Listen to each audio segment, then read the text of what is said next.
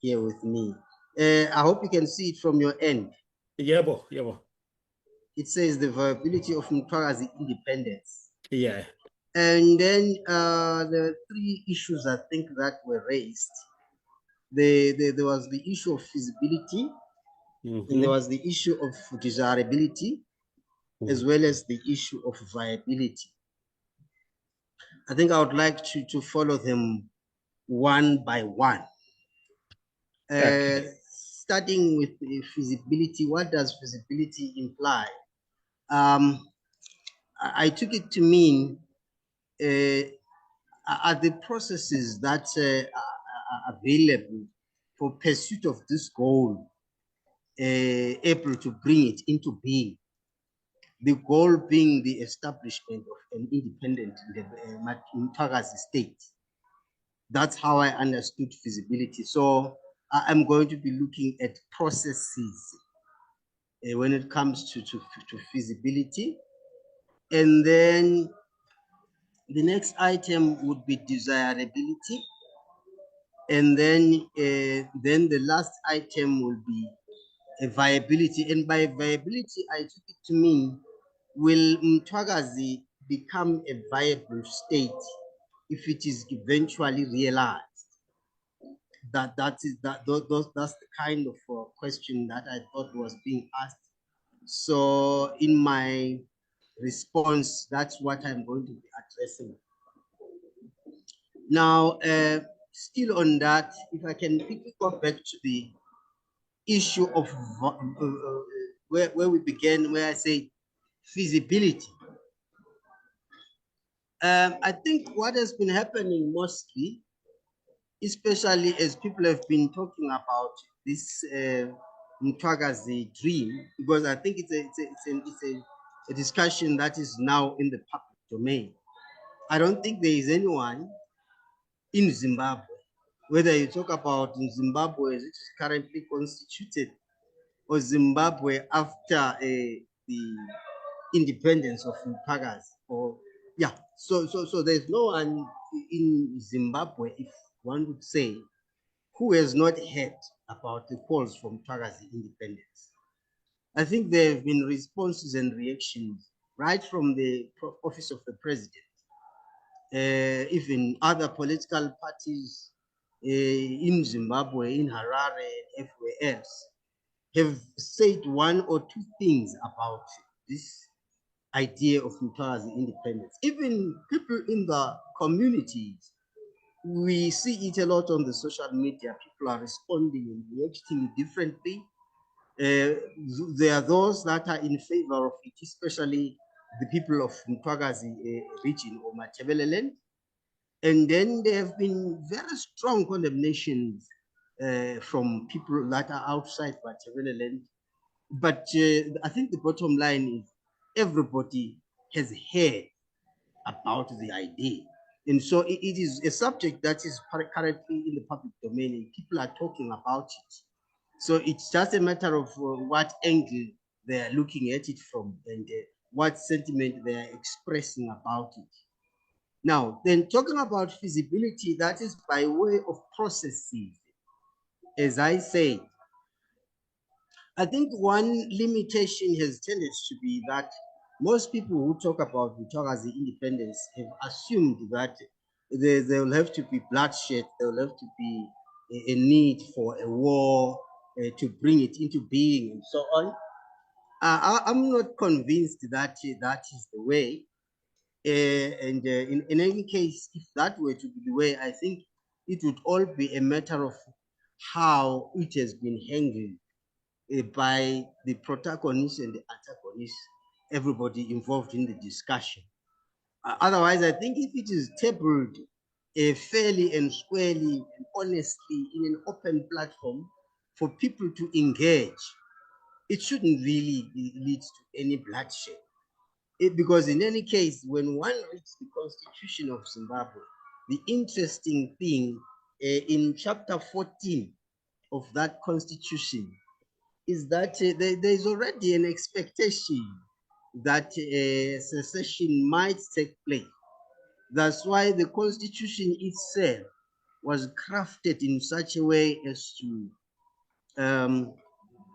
the Constitution reacts to the idea. If I can just read through what I have, that is chapter 14 of the Constitution, which deals with provincial and local government. And this is how it reads. It is the preamble to that chapter. It says, whereas it is desirable to ensure the preservation of national unity in Zimbabwe and the prevention of all forms of disunity and secessionism.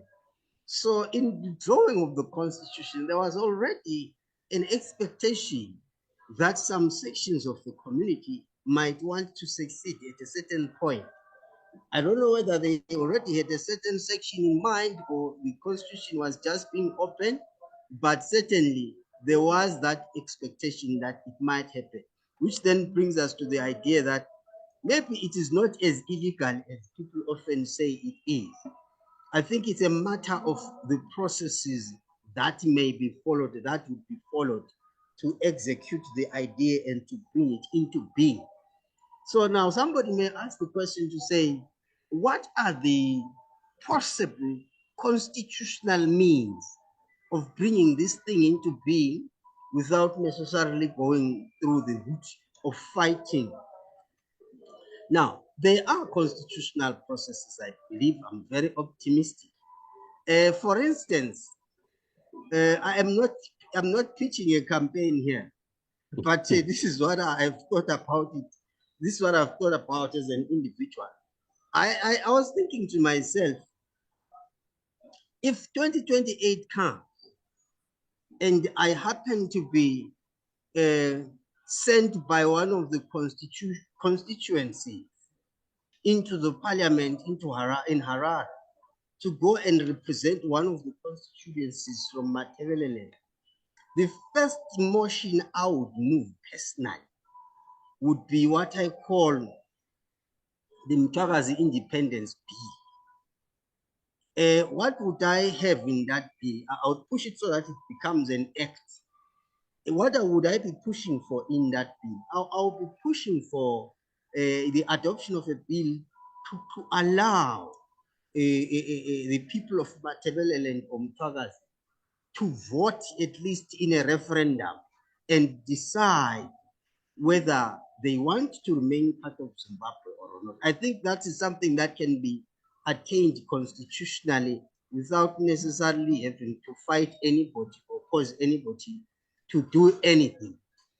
And then the other bill that one would need to push is the one on the amendment of this section which says Zimbabwe is a unitary state and so on and so forth, to allow for consideration of secession. Now, somebody might say to me that the threshold in terms of the votes required to move these motions may be very high, and that Mthwakazi from Mthwakazi is just about 38 seats. Will Mthwakazi be able to persuade and sway the parliament in Harare to even consider such a bill? Even if it were taken through the vote, it would fall away because there would not be enough, it would not be able to garner enough support. But remember, the first thing is to go the legal route. So, in the best case scenario, if it does sail through and it gets the sufficient numbers among the parliamentarians, then the matter would be put to a vote, and then the people of the region called Mthwakazi in those selected districts, which would have to be determined with a formula clearly and properly worked out, then those people would participate in a referendum, and then they would be able to decide. Would then be able to get people to think about it, talk about it, mobilize for it, get those in the diaspora to come and occupy their spaces, register as voters. I'm sure a lot of people travel from the United Kingdom, from South Africa, from wherever, any part of the world. If that issue of a referendum over Mthwakazi were presented to say, come and vote on whether you guys want to be an independent state or not. Now, as for the issue of the formula to determine who's going to be allowed to vote and so on, I think we can leave it for another day, another discussion. So that's as far as the constitutionally accepted means of bringing secession into being are concerned. So to summarize it, I say would have to move a bill, which then becomes an act of parliament, the one that I propose to call the Mthwakazi Independence Bill, which would be debated and voted on, and if adopted, then it should lead to a referendum, then people should vote. So that would be a constitutionally accepted process where there is need to amend the constitution to accommodate that. That's the constitution of Zimbabwe. That would also have to be done. Remember, it's politics, and it's also a matter of how you approach all the other sectors of the population to try and persuade them to lend their support to the idea. So instead of shooting the idea down at inception, I think it's a question of scrumming around it, coming together, deliberating on it and finding how best it might have to be implemented. So that's as far as the processes are concerned. I don't want to talk about the issue of violence because it is not tolerated in international law. You become a pariah once you talk about the use of violent means of attaining any goal on the international scene. You know about the Kellogg-Briand Pact of 1929, which outlawed the use of aggression. So right from the time of the Kellogg-Briand Pact and even the decision in the Western Sahara case, it says the use of violence to attain international goals is certainly not an option. So that's as far as feasibility. I think with feasibility, I'll stop it there, having spoken about the issue of the deployment of constitutionally accepted processes within the Zimbabwean legal framework. And then having spoken about feasibility, I'll then go on to talk about desirability. I think the fact that it's desirable, it's beyond question, because as long as we have one person talking about it, then it's desirable. What happens when there are two or three? The desirability becomes even more evident. And so what one needs to take note of is the fact that, first and foremost, when I talk about Mthwakazi, I want to desist from the idea of making it sound as if it is a reaction to something. I don't think that the calls from Mthwakazi Independence are a reaction to something. It's not based on the hatred of anybody. No, it is hate. It is based on the freedom of a people to lead a life of sovereignty on their own sovereignty. So the issue of always talking as if we are reacting, we are angry, we have been upset by somebody, therefore we are reacting to that person. I somehow think maybe it is a narrative that has taken traction, but it needs to be attenuated because in a way it waters down the strength and the idea itself. Because Mthwakazi independence is not a reaction to any event. Mthwakazi was a sovereign state until 1894 when it was overthrown by the British through the British South Africa Company. So you know very well, we know very well that we are talking about a state that existed before. Even the boundaries are known, they are recorded. Anybody can deny them all they want, but the boundaries are there. Yes, it's called, we hear a lot of people talk about the Jameson line and so on. Some criticize the line and think it's not authentic and so on and so forth. But I think the issue of boundaries can be discussed, and that should not really be a sticking point as a point of departure. Another interesting thing is that, the independence of Zimbabwe was fought by two parallel formations. There was ZAPU and ZIPRA. There was ZANDA and ZANU. And for all we know, even if people may deny it, but those formations seemed to take the forms, shown by this boundary. We know that Zanda operated mostly nationally, they liberated nationally. And the Zipra Zapu operated in Mthwakazi. Even the recruitment processes were very clear.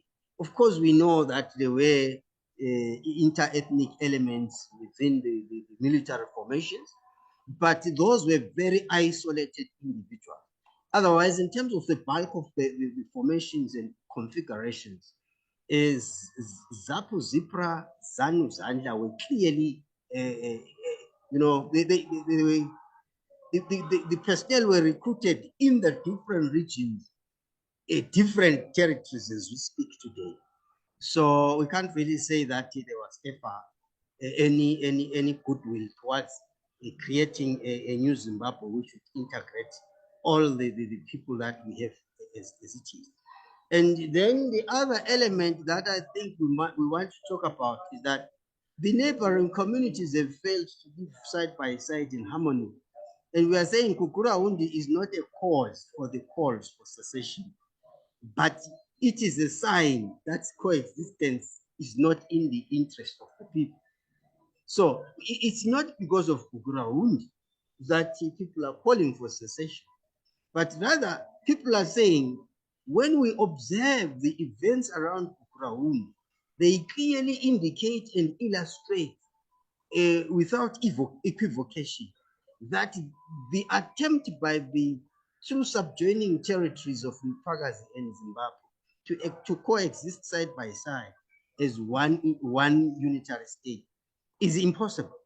And what about the issue of this occupation of Matabeleland by people from Mashonaland, particularly, especially in the period after year 2000? That kind of, a displacement of the whole population by those from another, rendering Matabele people stateless in the slums of Hillbrook, Berea, and Juve, and other places, probably Croydon. I want to mention those. But, these are clear indications that people have been systematically displaced. So I would say Mthwakazi independence is therefore desirable along those lines. And then, having spoken about feasibility and desirability, I am now moved to take on my last point on viability. The issue of viability, as I hinted earlier, for me raises the question of whether if this state were to be given independence today, would it be able to survive?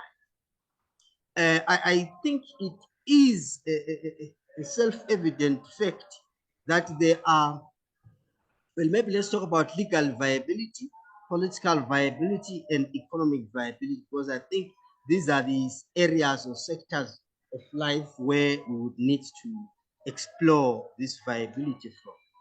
Looking at it through the legal lens, I spoke earlier about how the Constitution allows us to seek secession. So I think from now on, instead of us talking as if this were an illegality, we must begin to embrace the fact that it is not inherently illegal.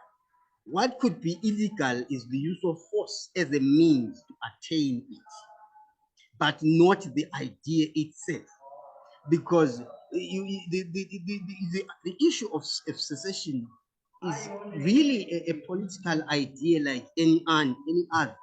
As you began by saying, Mabukala, when you began, whether we talk about irredentism or we're talking about federalism or whatever, we are talking about a level of self-determination and a quest for autonomy, if one would call it that.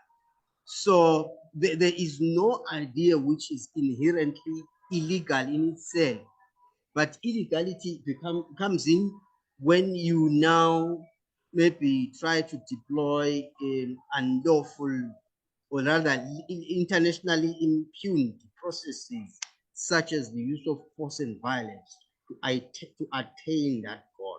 So as a matter of fact, it is not illegal to seek secession. And as I said, even the Constitution has considered the fact, because as you go through section 264,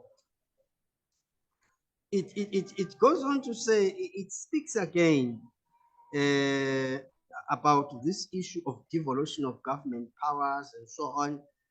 And it is very, very clear that I'm trying to look for the, all right, section 264, subsection 2C. It says the objectives of the devolution of government powers and responsibilities to provincial and metropolitan councils are to promote democratic, effective, transparent, accountable, um, and coherent processes and coherent government in Zimbabwe as a whole. And then it goes on to say in C, to preserve and foster the peace and national unity and the indivisibility of Zimbabwe. So there was already an expectation of divisibility. And this constitution was adopted to quell that mischief. Well, they thought it was a mischief. But the fact that they anticipated the mischief is a clear indication that the law itself recognizes, even if it tries to outlaw, but it already acknowledges that possibility. And it is clear that there are underlying factors that could justify this. And section 264 and 265 are designed to try and respond. And this is an interesting effect that this constitution was adopted in 2013, but now we are in 2025. There's still no devolution act. So that again creates it actually consolidates the argument that there is no goodwill in terms of getting this process in and ensuring that it is actually implemented as it is. So legal viability is taken note of. The idea is legally viable. And then the issue of political viability, well, I guess we spoke about if we can mobilize the people of Matabeleland in their large enough numbers, first and foremost, to sweep all the 38 constituency seats in Matabeleland so that they represent this Mthwakazi independence voice. And then, having done that, they then go on to seek alliances even outside the region with any constituencies and any members of parliament who may vote in the idea. Then from there, when the vote is done and Matabeleland is given the opportunity for a referendum, then people go on and vote. So politically, yes, it is viable if enough mobilization and lobbying and political education is undertaken to bring it into being. Last but not least, economic viability. I think if in a desert like Botswana is known to sustain itself, what more a country, I mean, a region as rich as Matabeleland, with its rich pasture in Matabeleland South, with gold strewn all over the place, with its natural game we have like Wange and so on. What about the coal resources of Wanki there, the timber of Lupani of Binga, and we have so much. What about the cotton fields of Gokwe? We have a lot really that can sustain a people, even the human resources themselves. So, yeah, I would say, without maybe further ado, the Montevideo Convention requirements of statehood are also satisfied. There is a permanent population of Matabeleland, distinct and identifiable, very diverse, taking into account all the different micronations within Matabeleland. And so population is there, territory is well defined. And then, so once we have a territory and a population, then issues of governance, if that can be put in place, which at the moment is not taking place because Matabeleland is part of Zimbabwe, how could it have its own government, independent of Zimbabwe, unless that is sanctioned? And last but not least, the ability to enter into diplomatic relations. I think that shouldn't be a problem. So by and large, let me conclude by saying, yes, the idea is viable. People need to come together and look for ways, explore ways of executing the idea.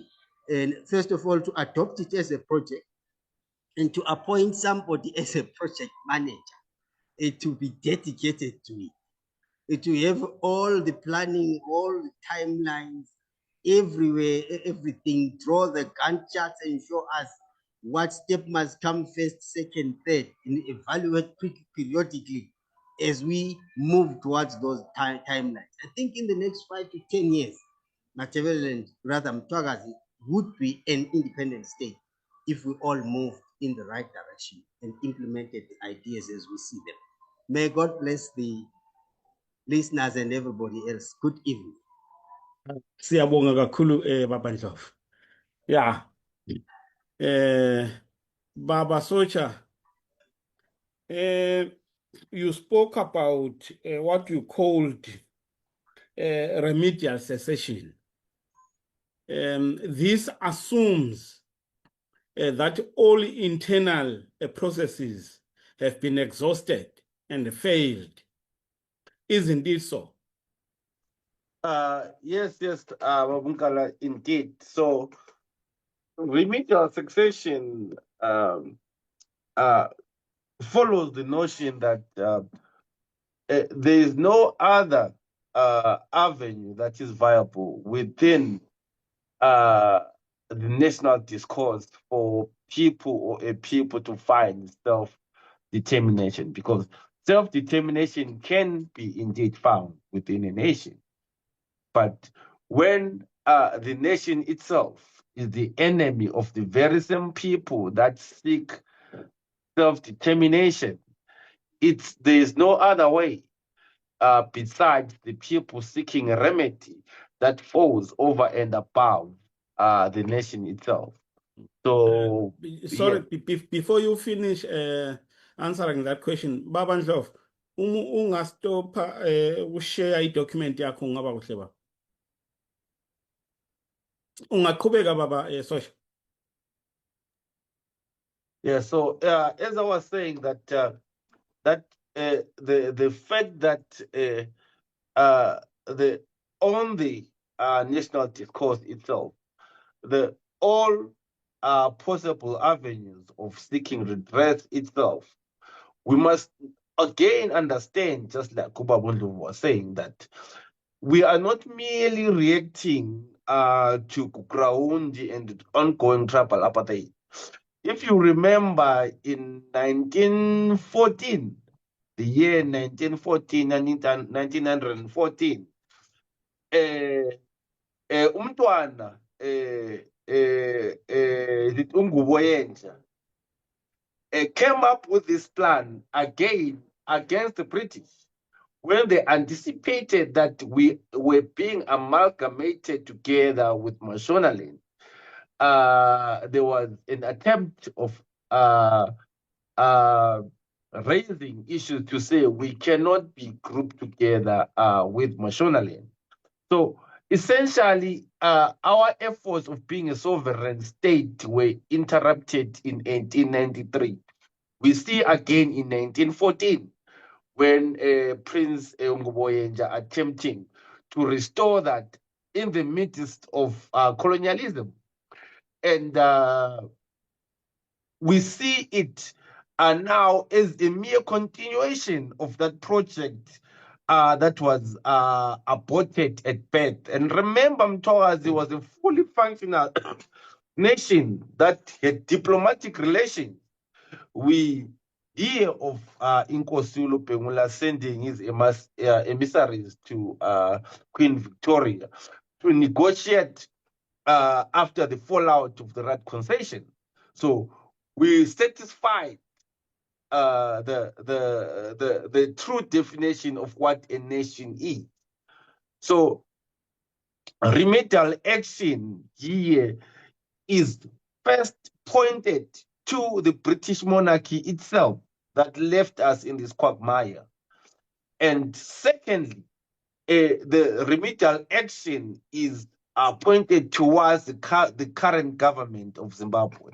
If I were to go and present a case as the interim chair of Mthwakazi Political Alliance to United Nations Security Council, it will be addressed to the British government under the pretext of the Crown, and also to the Zimbabwean government that assumed the vices and continued with the oppression or the denial of self-determination of Mthwakazi people, instead of allowing these people to pursue their own self-determination. We are limited now because we've got our own aspirations, our standards of how a modern country should be.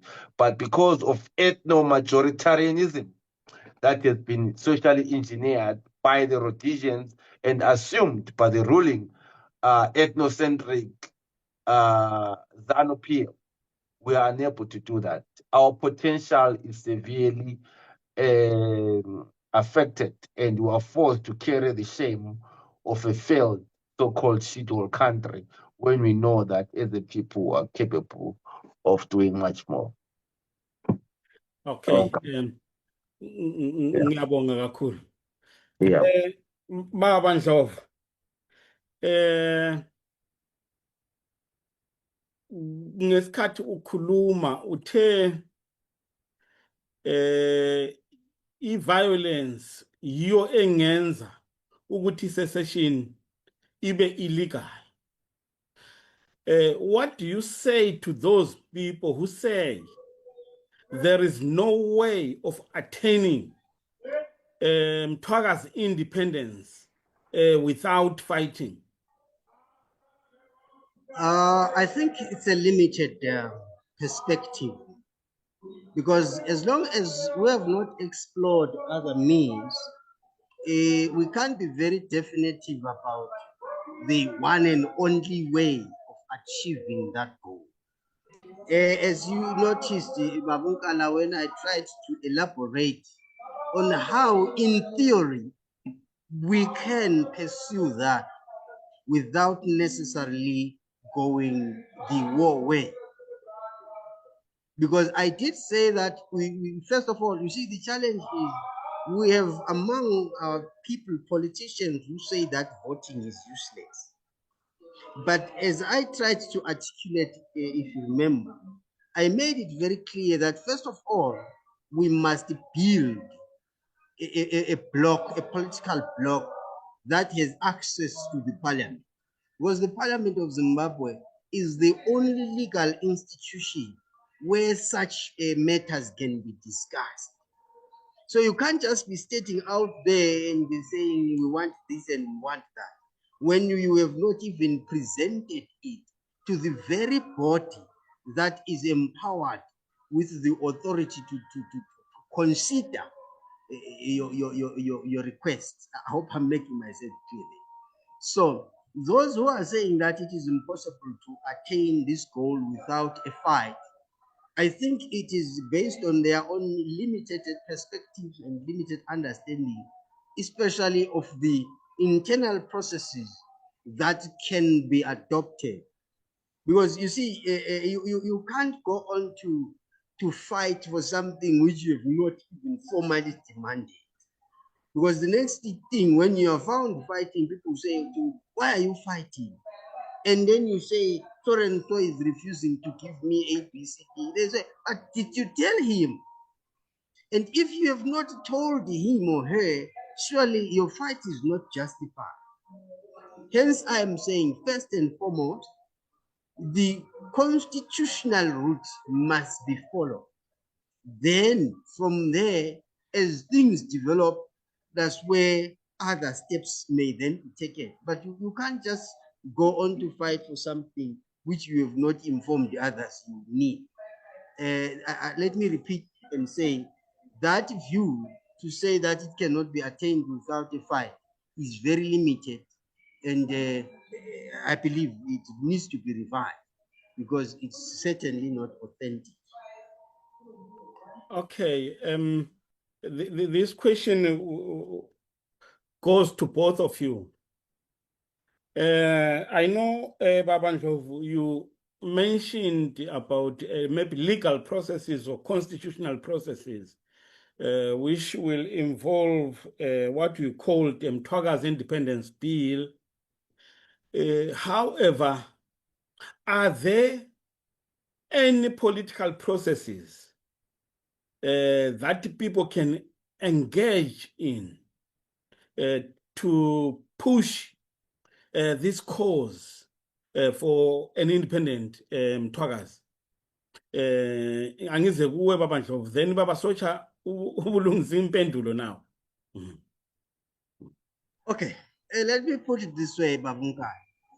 I repeat what I have already said, maybe in slightly different words.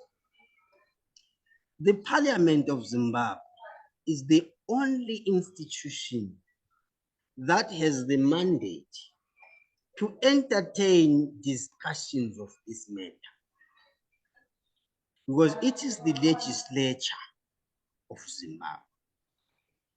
Even if, for instance, you approach to the president, who's the head of the executive, and he said to you, oh yes, go ahead, he does not have the power as the executive to bring such a thing into being. Because at the end of the day, in terms of the principle of separation of powers, the president cannot dismantle Zimbabwe. He cannot disintegrate it.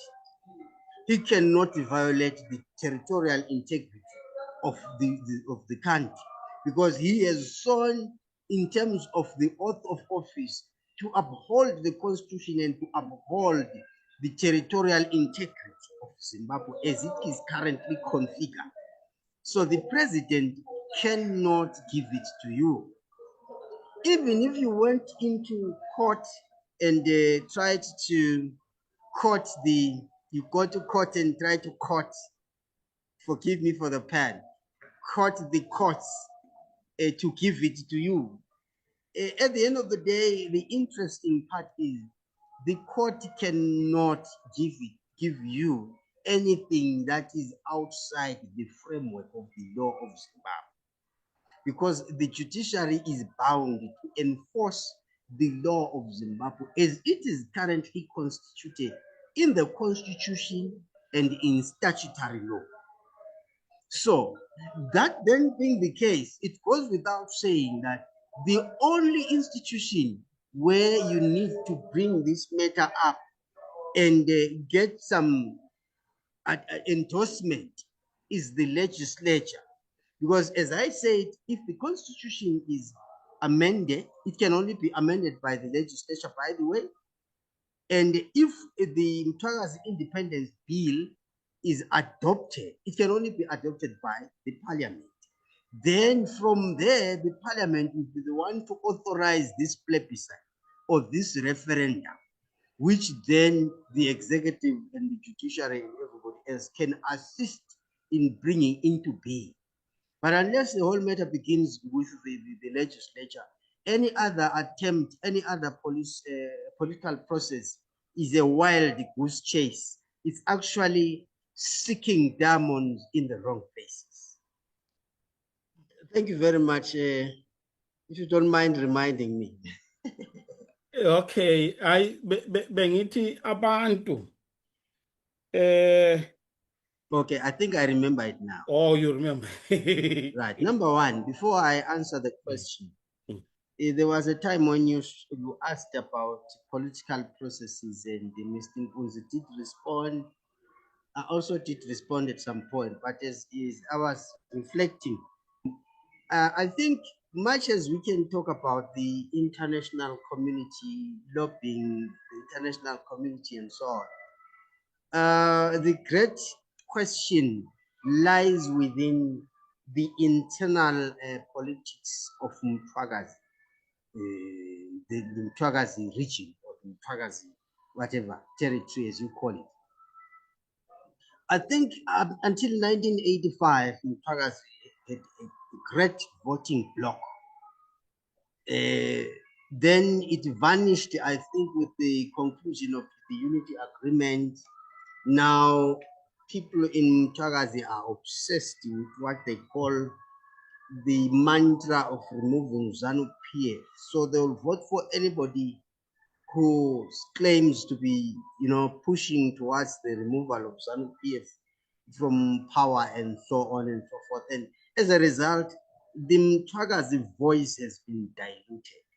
And meanwhile, the illusion of removing ZANU-PF still remains illusory. It's a fleeting illusion that I think has been vainly pursued for how many decades, and with no chance, a seeming chance of attaining it. So I think politically, what Mthwakazi needs to do is to restore its voting bloc. If, as I said earlier, we could have Mthwakazi people voting in a Mthwakazi councillor for every ward and for every council seat, for every municipal seat, for every parliamentary seat. Deploy people that are from Mthwakazi in agenda and in orientation and in nationality. So as the politicians like Social are going out to mobilize people, I would suggest to them that they restore this Mthwakazi voting bloc, whereby Mthwakazi is able to forge itself into one bloc, which can then speak one voice in unison and make one demand. That is the starting point.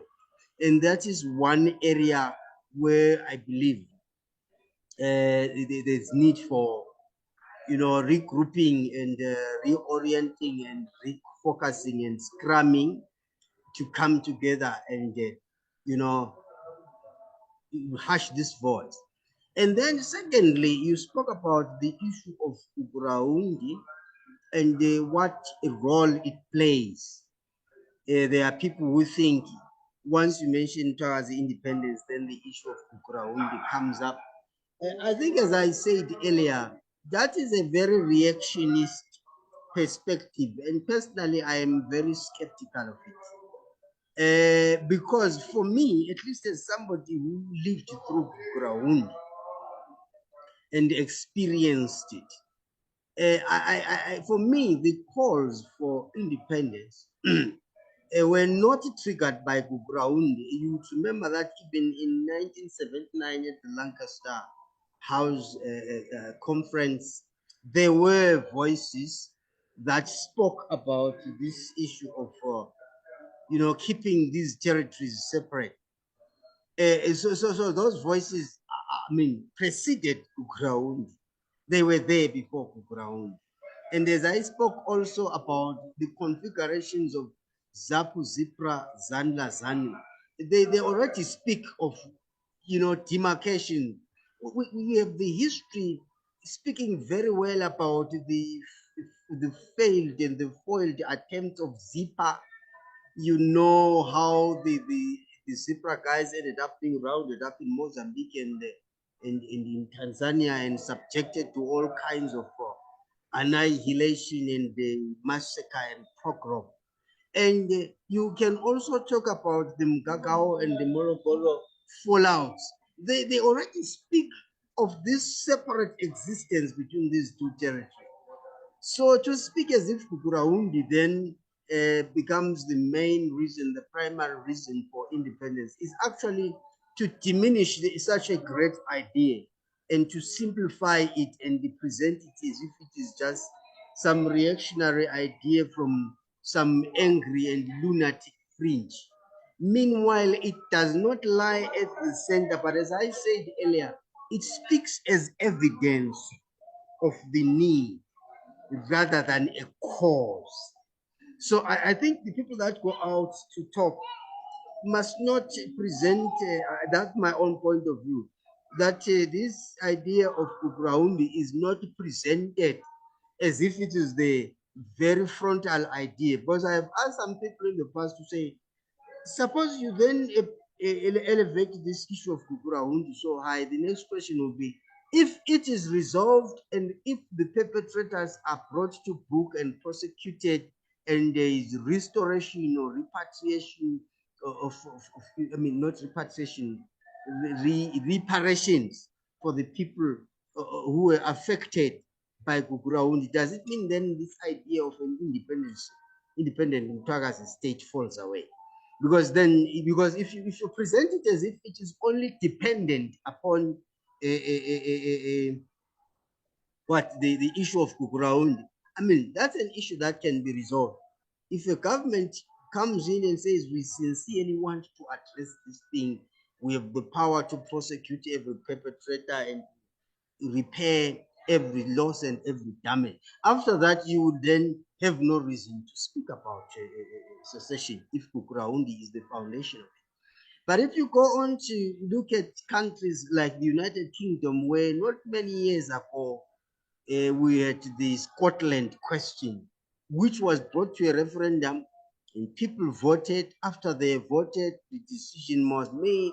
Those who were pro Scotland freedom or independence, they actually lost the referendum, and after that, the matter has been brought to finality and silence. So I think the issue of Mthwakazi independence must lie most importantly not on Kukuraundi, but on a referendum, a legally constituted plebiscite, where the question is posed to everybody who's eligible to vote. They vote, and then the matter will be settled. I think after the vote, the matter will be settled. Because if people have voted to say no, we want to remain in Zimbabwe, then honestly, there's no reason to go on further calling for a secession. But if people say we want to secede, then the steps must be taken to bring about Mthwakazi independence. I think that's where the question lies, rather than on the resolution of the ground and so on. Let me reiterate, it is all about asking the question in the most formal way through a plebiscite or referendum, getting the answer not from the politicians, but from the people, because the answer must come from the constituencies. It must come from the nook and the cranny, from the villages themselves.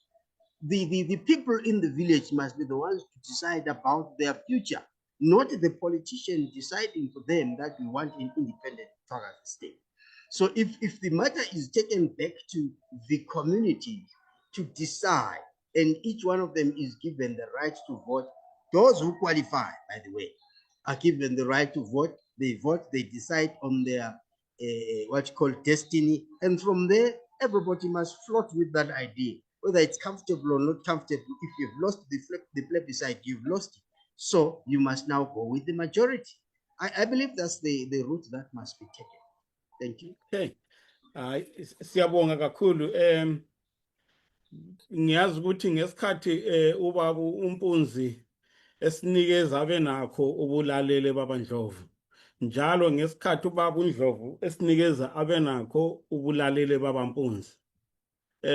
Uma kukhona elingabe lifisa ukuthi liku-engage from each other, this is the opportunity. Angiqale ngawe babandlovu. Thank you very much. Let me go first. Let me breathe first. Thank you very much, Babu Mpunzi, for all the issues that you raised. You were quite articulate. I think you explored the international law foundation for secession and the right to self-determination. I did not go into that myself. I did not belabor that point because you had already dealt very comprehensively with it. I am very thankful to you for raising those provisions of the law as you shared there in your document. I think those are areas that really needs to be revisited because they give a legal grounding on the international scene. I think those are points that must be magnified and accentuated so that anybody who is interested in this matter may always familiarize themselves and talk from an informed position. Because I realize that one of the other challenges with this messaging on Mthwakazi Independence is that everybody is talking, but there doesn't seem to be a coordinated voice or a coordinated view in terms of what people exactly want. So I think there is more, there is need for more information, more enlightenment, more focus as a way of, consolidating the voice, strengthening the voice, so that we don't have everybody just rising up and expressing the whole idea in their own way, because it brings more confusion than it brings clarity, and it also raises issues of fear, fear mongering, despair, the notion that it is impossible and infeasible.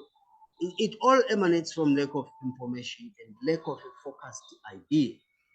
I think as I kept talking about scrumming and coming together and bringing these,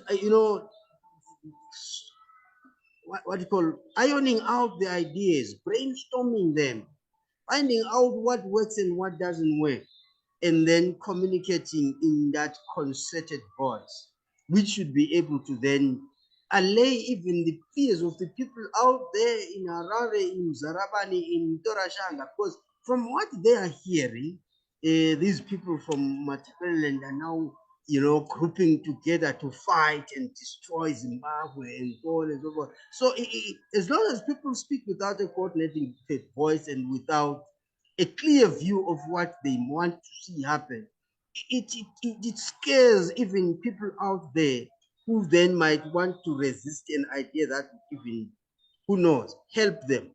Because personally, I believe that everybody in Zimbabwe, like it or not, is a victim of this bungling of two states, which shouldn't really be together. There is no development in Mashona. And I believe an independent Mthwakazi would actually give freedom not only to the people of Matabeleland, but to the people of Mashonaland as well, because they themselves also are facing the challenge of being bundled together with people in a situation that has led the country to a state of fight and loggerheads for the past 45 years. But I believe if there was homogeneity, if Zimbabwe was to be left as a homogeneous community and Mthwakazi were given their own independence again as a homogeneous community, I think these two subjoining territories would have less reason for antagonism, and then each would concentrate on development within its own space. And as a result, we could then end up with greater levels of development in Mashonaland as well, that is Zimbabwe, as well as in Mthwakazi. So to summarize, I believe that the people of Zimbabwe, that is Mashonaland, are as much stifled by this bungling as the people of Mthwakazi or Matabeleland. So I believe that arguably splitting these two territories would create an environment conducive for development in both regions or in both countries. So this independence is not only for the sake of Matabeleland or Mthwakazi, but it will also help the people in Mashonaland. But if you communicate in ways that help them to understand that we've been in a state of conflict, tension, suspicion and mutual suspicion for 45 years without progress, I think they would also understand it. And I believe they would also buy into it. because they also need progress. At the moment, no one is progressing. Everybody is stagnant and stuck together in this kind of matrimony, which is not working for anybody. Let me stop there for now. Ndlovu, amazwi akho okugcina ba. Oh, thank you very much for the opportunity once more to share on this platform. Let me close by saying that the first stumbling block to the implementation of the Mthwakazi idea and the growth of the Mthwakazi agenda has been Abethwakazi themselves. And why am I saying that? They seem to have begun to operate right from the word go. They operated from a position or an assumption of impossibility. They assumed that it was going to be impossible to achieve this idea. So that's why even people who are talking about war and fighting and saying it's impossible to achieve this idea, it's because they began with a notion that it was a difficult idea to implement, that it was an impossible idea to implement.